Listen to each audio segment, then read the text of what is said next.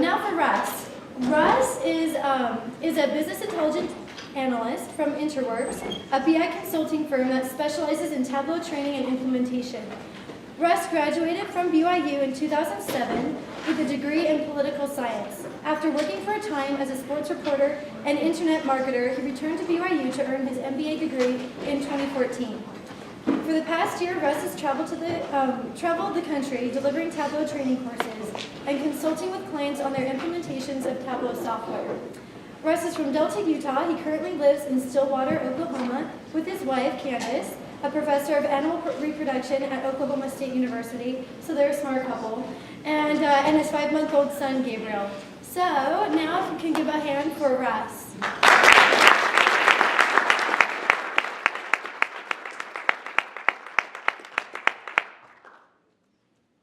Let me turn my mic on. Thank you, Vanna. How's that working? Good in the back? All right. Thanks, everyone. Apparently, this is the site where you guys can go to download the student version of Tableau. I haven't used this much. I've used a lot more of just like the normal trial. Like anyone can get a 2-week free trial of Tableau software. Apparently, the student trial is a 1-year trial. So it's good to be here. Gosh, I'm a little overwhelmed. A couple months ago, I reached out to Professor Dotson. I was like, hey, if your students have interest in learning Tableau a little bit better, I'd be willing to come out and talk to like a class, like a small class. And it just so happened that I was in Salt Lake this week. I was in Salt Lake delivering Tableau training to, it's called a public training where just anyone can sign up. So I delivered a fundamentals and an advanced training this week in Salt Lake. And then today I'm flying home, and this morning I'm presenting to you guys. So it's really good to be here. Probably been about 10 years ago since I first sat in this room. One of my very first classes at BYU was an international relations class in this room.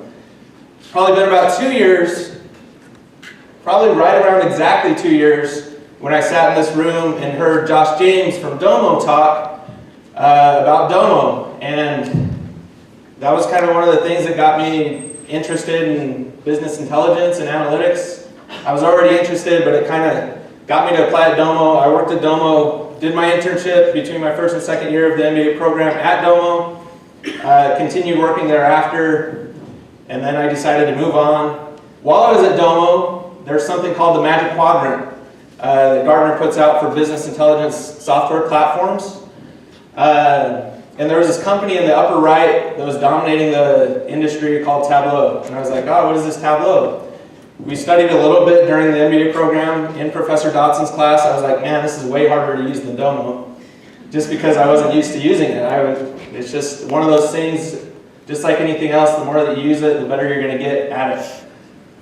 Worked at Domo for a year, now I'm working with Tableau. So I work, as Ben said, as a business intelligence analyst at Interworks. It's awesome. Like, I know that you guys have a lot of things to do. I know that I didn't come to a lot of things at 9 o'clock on Friday morning when I was in the MBA program. But I'm glad that you guys are here, and honestly, like, you guys could probably be working on a paper, you could probably be working on some piece of homework or presentation, but that's not going to give you the skills that something like this will give you. And this does apply to everybody. There's nowhere better that you could be. I'm convinced of that. Tableau is amazing. Like, Tableau will help every single one of you. If you guys learn it and apply it in your jobs, it can help every single one of you guys. It's an amazing tool. So, with that said, I would like to spend as much time as possible in the tool. I would also like to talk to you guys very, very briefly about just like visual analytics and why it matters. Why don't we just use Excel for everything? Why don't we just send everyone spreadsheets? We can do conditional formatting in Excel. We can do all this cool stuff in Excel. Why don't we just use that for everything? And I'll show you guys why visual analytics is important. And then I'll show you guys some of the stuff that I built. And then we'll get working together on building some things on our own. I lament because I do have to leave. I have like a hard stop where I'm gonna like run up the stairs and probably be late and like drive to the airport really fast. But I think my flight leaves at 1:51, so if I leave 11:50 or so, I should be good. Anyway, but I would love to answer your questions. If anyone wants to contact me, email me. I'll make sure that you guys have my contact information. So, sorry if you want to talk to me and you don't get that opportunity. Not that I'm that interesting to talk to. So let's get started. Let's look just at a few visual analytics principles, and we'll go from there. I need to add, I could show you an email to Venna where I told her that 15 to 25 students would be ideal. So this is a little bit more than that. It is good to see some of you guys here that I've known for a while. All right.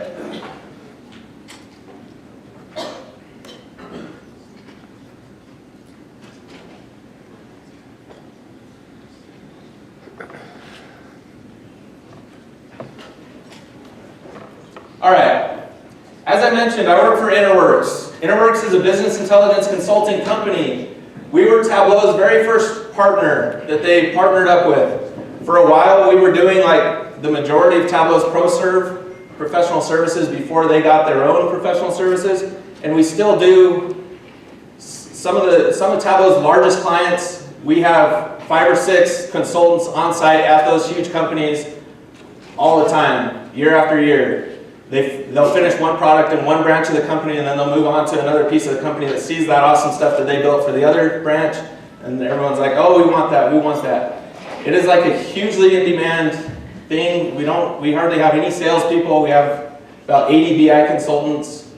We're very, very busy. Interworks, our BI consulting side of the business was started by a guy named Dan Murray. The company itself was started by a guy named Bayfar Jahanshahi, who lives in Stillwater, Oklahoma, where I also live.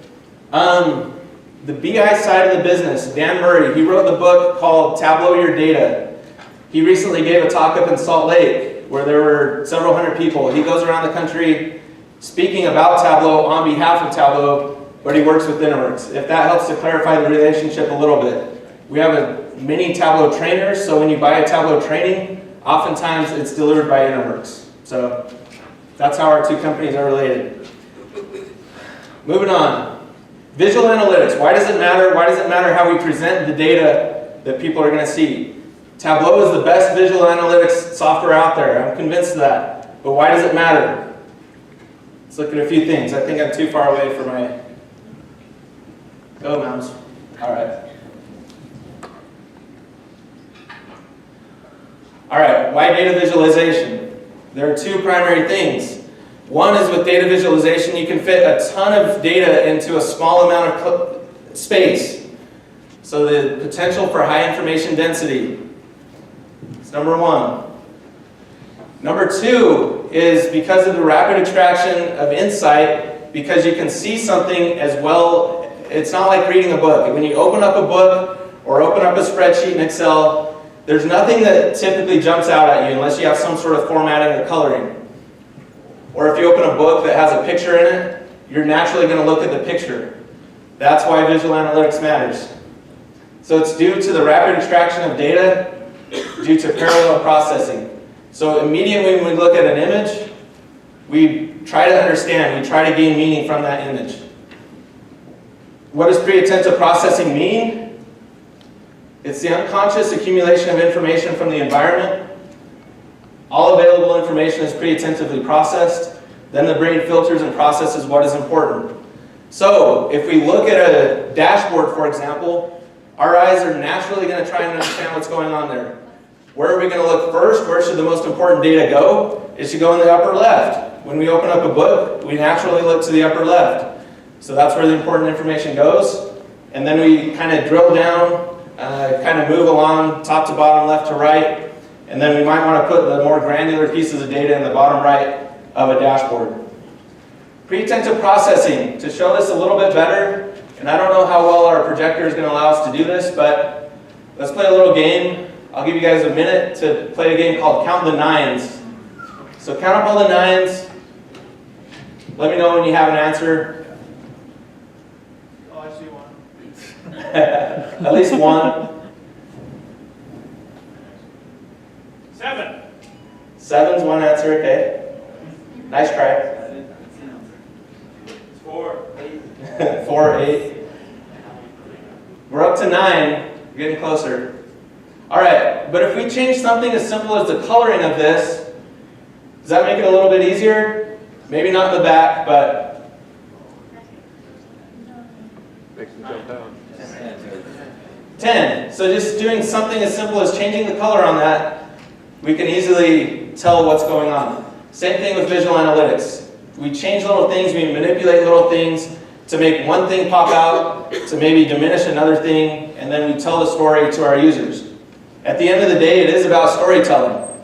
I used to work as a news reporter for the Daily Herald. I would go around covering sports, writing articles about them. That was one form of storytelling. My favorite form of storytelling now is telling stories to executives about what their data has to say. And same principles apply though.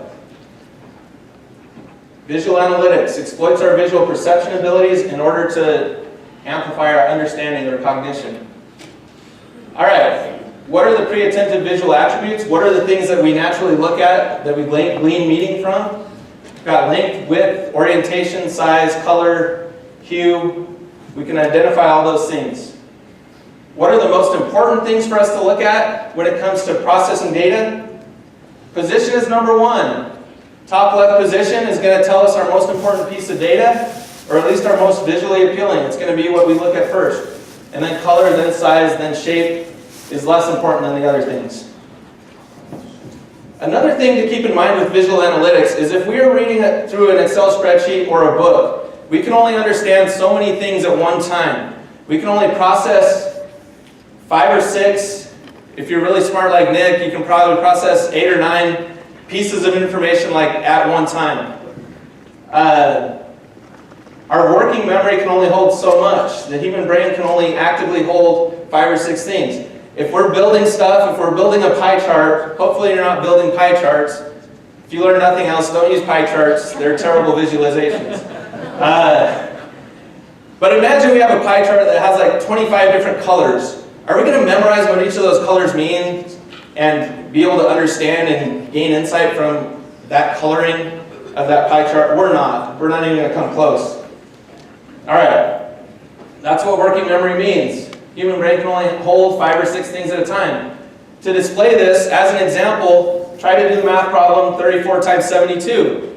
Nick, don't yell it out right now. Let everyone else try.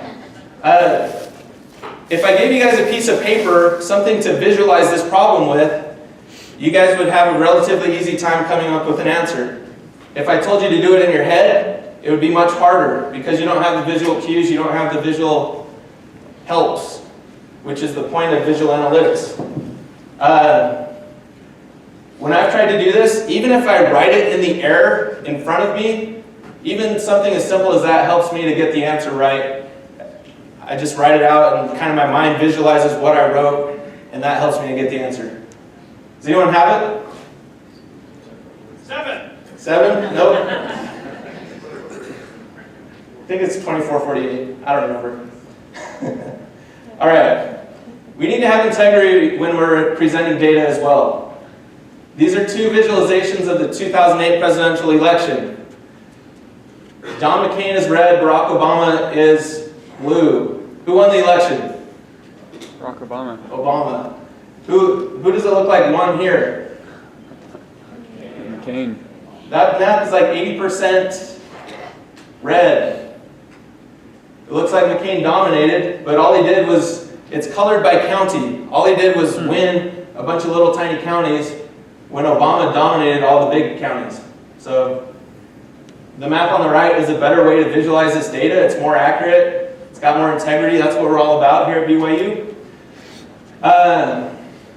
Yeah, so we got to be careful with things like maps and word clouds.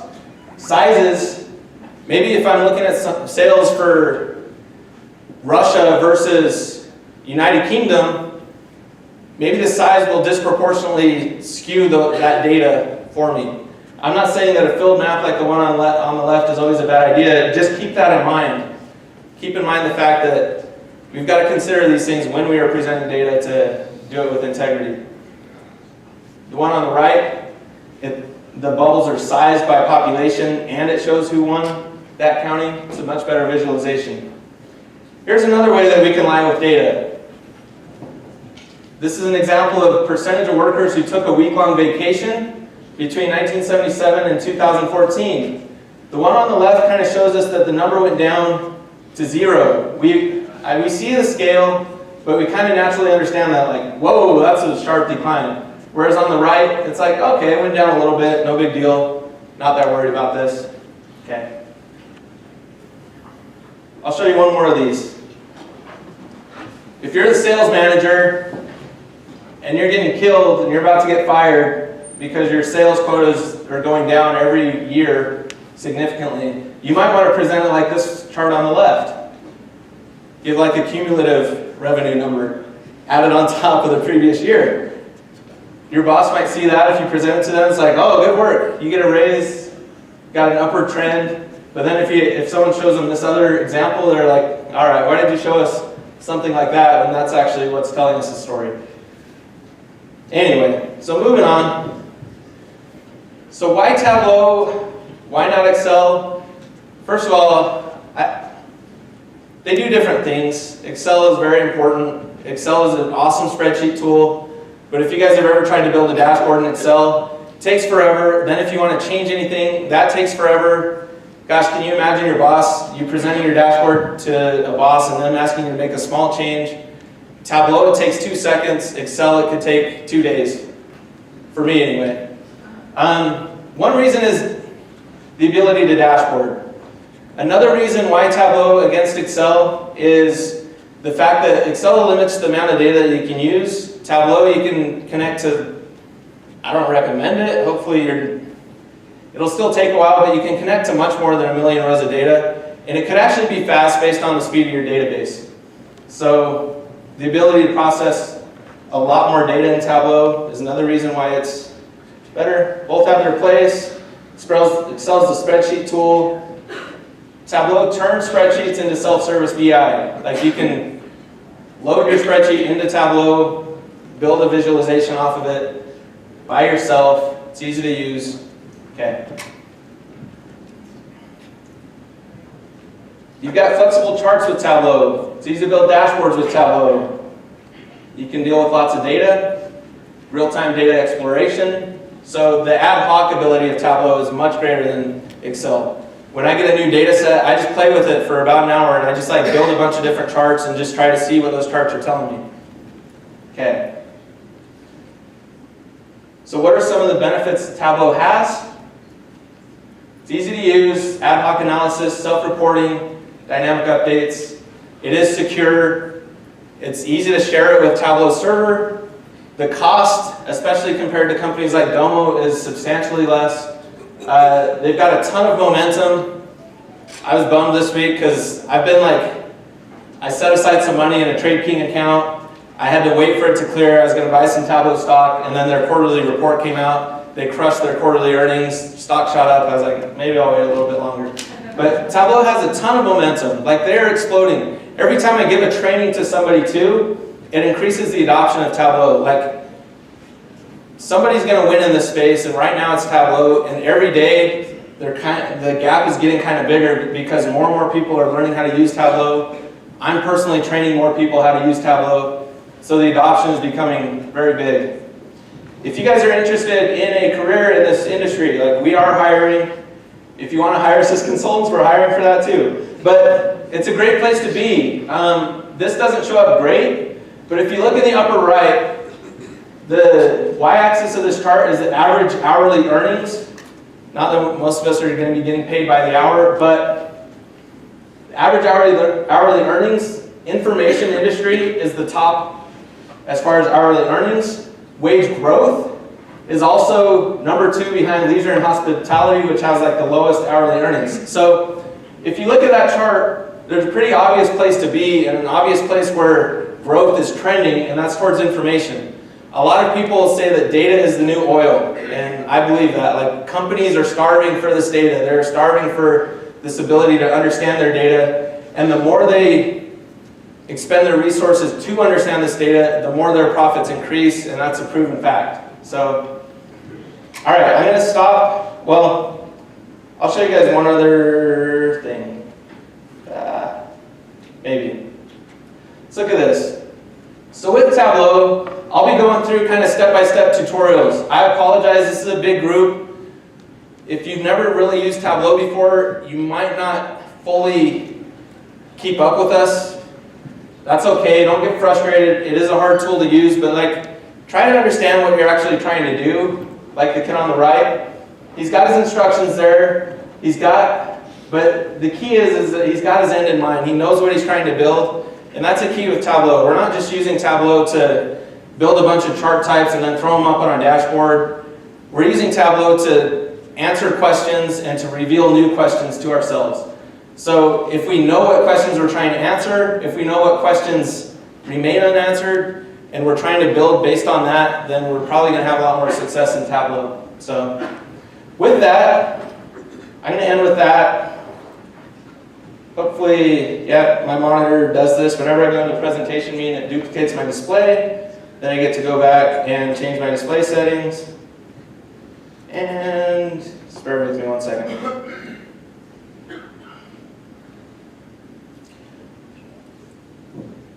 So next I'm going to talk about a few examples of ways that I've used Tableau, ways that other consultants at my company have used Tableau, and then we'll get into a little bit of a tutorial.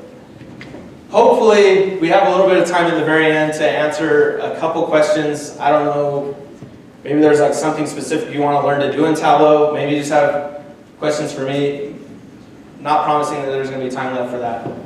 All right. As Venna mentioned, I graduated last year from BYU. Walking up to the building felt just like old times, except for where I walked all the way down here. I'm not used to that.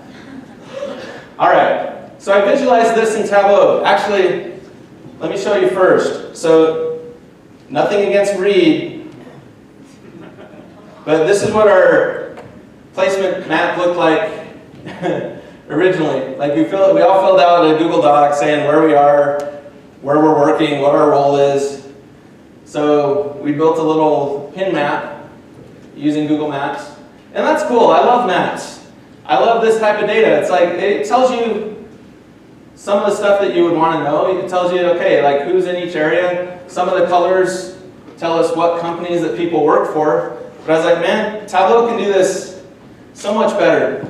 And honestly, this dashboard that I built, this is not like an example of the end-all use case of Tableau. This is not like, oh my gosh, look at this thing that I made in Tableau. It's, oh my gosh, look at how easy this was. This dashboard took me about an hour. I spent about half an hour working on the data, and then another half hour building these charts, and I came up with this. So the map is sized by the number of students in that area. It's a little bit transparent, so sometimes, especially here in the Provo and Salt Lake area, they kind of overlap because someone might live in American Fork. If you look in the Dallas area, Dallas is overlapping on top of Arlington, and so you can see it's a little bit darker. You can see that again in the New York City area.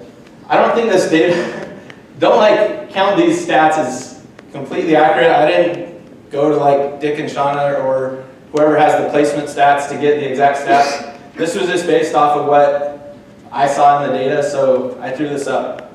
I built this basically at the time of graduation, threw up the average salary, average program rank.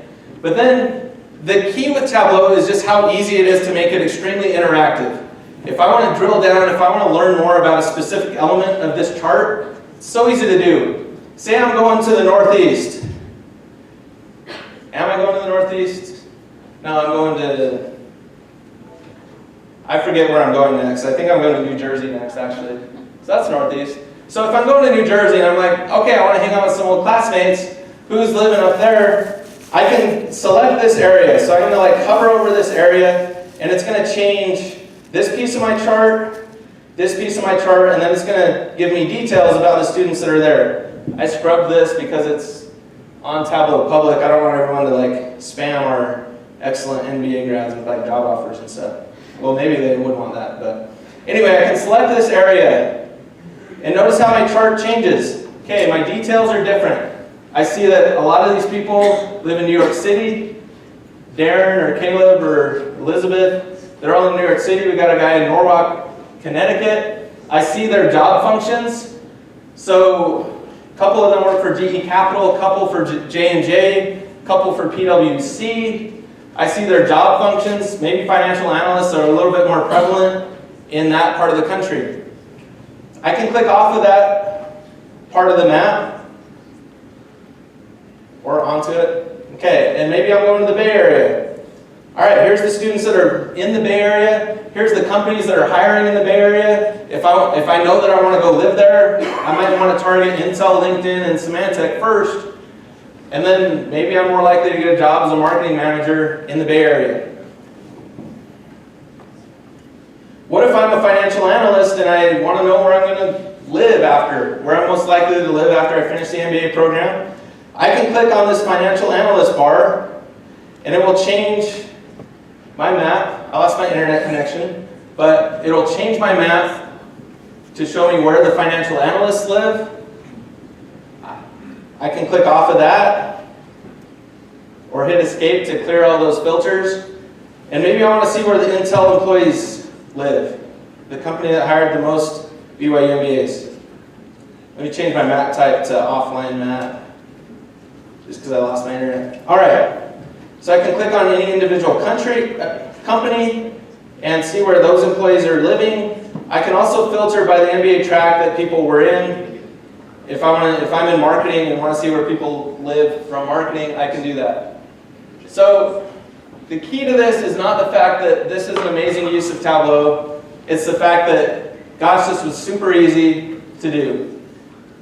To create those filters, all I had to do was go click on one of my worksheets, click on the drop-down menu, and then choose this option to use it as a filter. That will then apply that map to everything else that's using that same data set within Tableau. So simple as that, very interactive, very easy to do.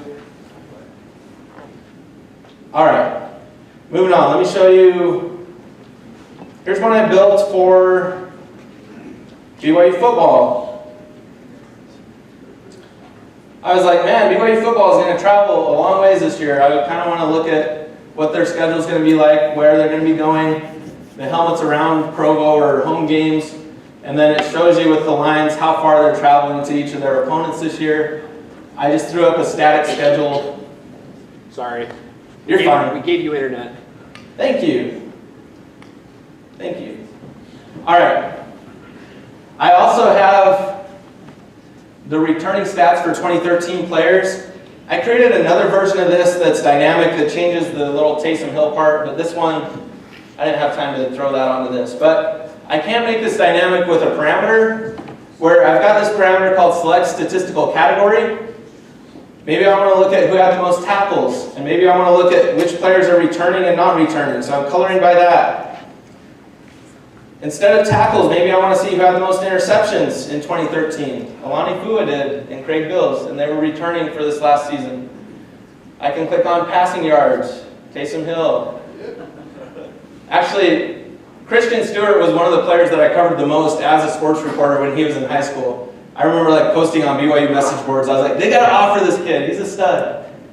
It was good to see what he did this year. Skylar Halford was another one, so it's been fun to watch him too. All right. Change passing yards to rushing yards. Taysom Hill led the team in rushing in 2013. So can you see how in this little tiny area of my chart, look at all the information that I can fit into that little tiny area. And imagine the CEO of your company or your boss, he's asking all these questions. He's like, maybe Bronco's your boss. What about rushing yards? What about passing yards? What about receiving yards? Who's coming back? Who's not? This helps you answer all those questions in a very tight space because you don't, Domo and a lot of other companies, they have, their dashboards look a lot different than Tableau's. I feel like Tableau uses a lot more best practices. The dashboards that we're possibly used to seeing are like the cascading type, not cascading, but they have a ton. You might have like 25 different visualizations on a single dashboard, and you just have to kind of like look around and find what's important. Tableau dashboards aren't like that. We recommend having like 4 panes or so at the most. All right, so from here, I can navigate to my next tab by clicking this little button, and I can see the history of BYU football. Kind of how we've done against each opponent. These are the most common opponents colored by wins and losses. So we see that Utah, we've lost more than we've won against them. Unfortunately, Utah State, we've won a few more than we've lost against them. And then it shows historically our most common opponents. Wyoming's number 3. If you want to just look at a specific opponent, you can click on select opponent and choose an opponent. And then it has a timeline based on winning percentage and total wins by season. One more tab on this is I put all-time award winners, BYU coaching records, and then all-time leaders by category. I implemented another parameter onto this where you can choose the statistical category. Maybe you want passing yards, maybe you want rushing yards. Harvey Young is the all-time leading rusher. Receiving yards, Cody Hoffman is. Yards from scrimmage, Curtis Brown is. All right?